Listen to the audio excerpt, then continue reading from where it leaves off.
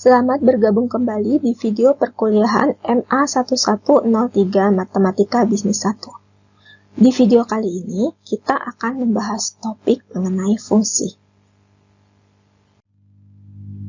Perhatikan gambar relasi ini. Pada gambar ini, titik-titik pada himpunan A dipasangkan pada satu anggota B. Cara memasangkan titik pada A pada suatu titik di B disebut dengan fungsi. Ini adalah definisi fungsi. Himpunan A sendiri disebut dengan domain atau daerah asal, yaitu daerah di mana fungsinya memiliki nilai. Sementara pasangannya yang berada di himpunan B disebut range atau daerah hasil. Ini adalah cara penulisan fungsi, di mana X merupakan variabel bebas, Y merupakan variabel tak bebas, dan F adalah nama fungsinya. Dan ini adalah contoh fungsi. Perhatikan pada contoh nomor 1, Y sama dengan HT sama dengan akar dari T plus 1. Di sini dikatakan T merupakan variabel bebas, Y variabel tak bebas, dan H merupakan nama fungsi. Sementara akar dari T plus 1 merupakan aturan fungsinya. Yang perlu diingat, fungsi yang sama dapat direpresentasikan dengan menggunakan nama dan variabel yang berbeda. Seperti pada contoh nomor 2 dan 3, notasi variabel dan nama fungsi menggunakan huruf yang berbeda. Akan tetapi, jika dilihat kembali, aturan fungsinya masih sama, yaitu variabel bebas dikuadratkan, kemudian dijumlahkan dengan 1. Dengan demikian, contoh nomor 2 dan 3 merupakan fungsi yang sama.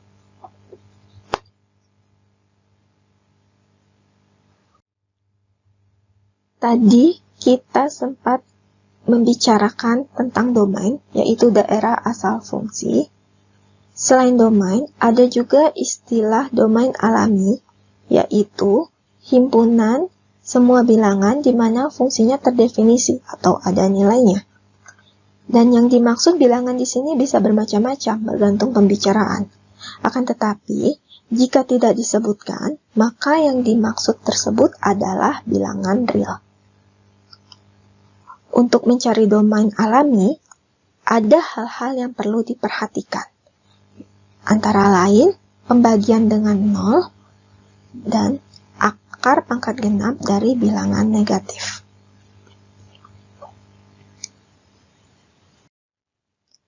Ini adalah contoh bagaimana cara menentukan domain alami suatu fungsi. Perhatikan fungsi f ini.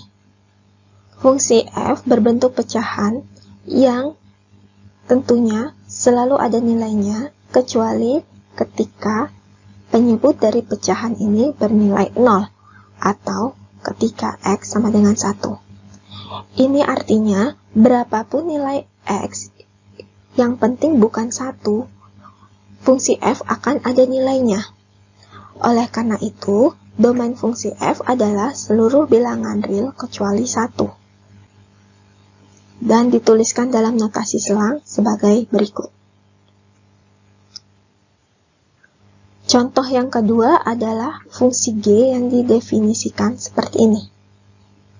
Perhatikan bahwa akar pangkat 2 akan mempunyai nilai jika bagian di dalam akar bukan bilangan negatif.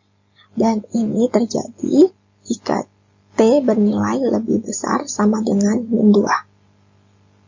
Oleh karena itu, domain alami dari G adalah T yang lebih besar sama dengan 2, atau dalam notasi selang dituliskan seperti ini.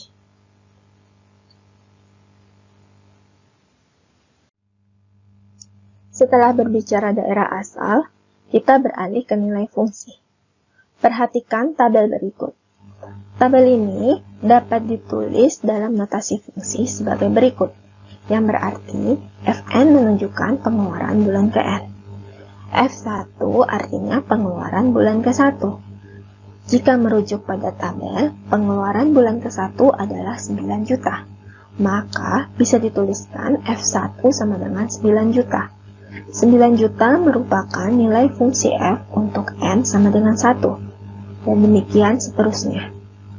Contoh lainnya, jika kita punya fungsi G sebagai berikut, maka G6 atau nilai fungsi G untuk T sama dengan 6 adalah akar dari 6 dikurangi 2, atau sama dengan 2. Di sini dikatakan 2 adalah nilai fungsi G6.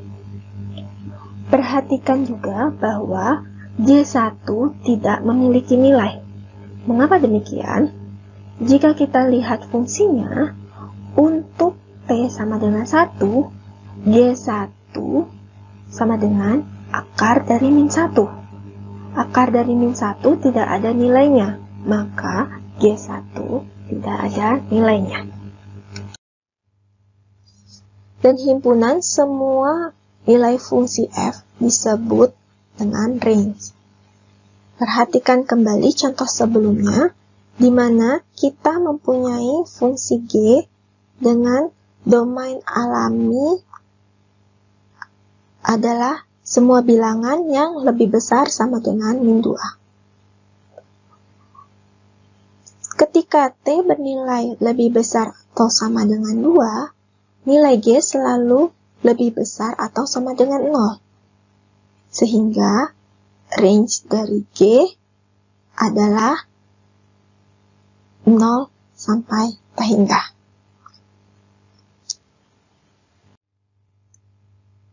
Selanjutnya akan diperkenalkan suatu fungsi yang cukup unik, yaitu fungsi piecewise.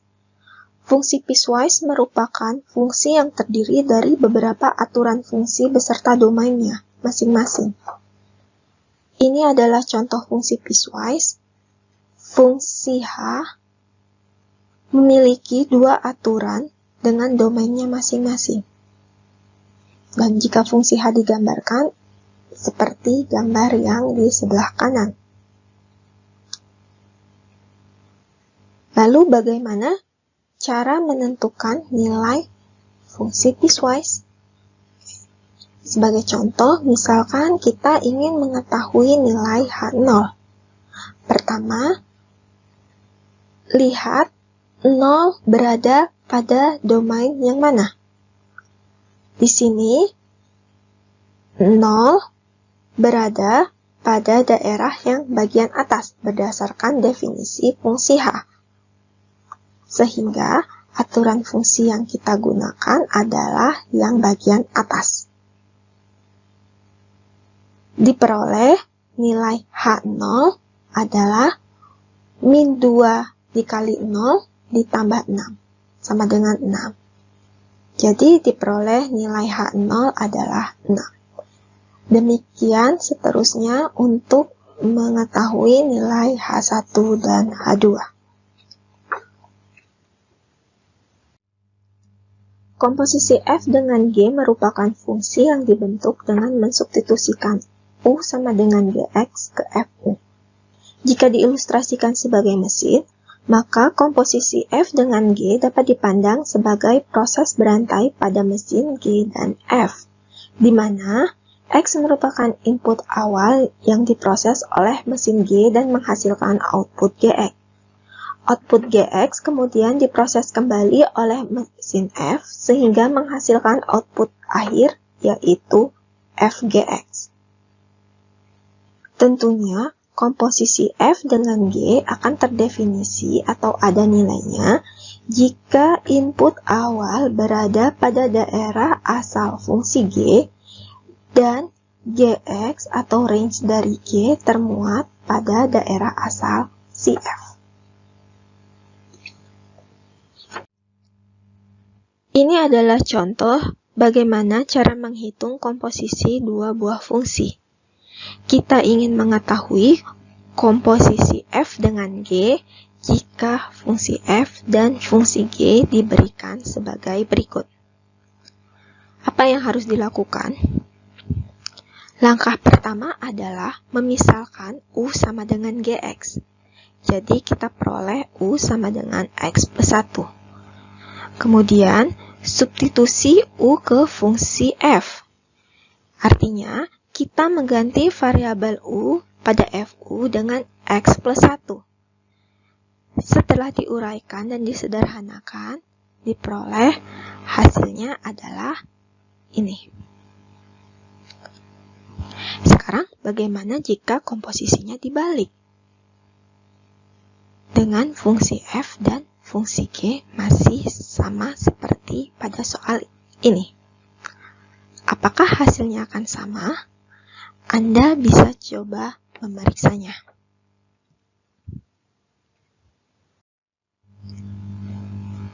Ada beberapa fungsi yang sering digunakan dalam bidang ekonomi.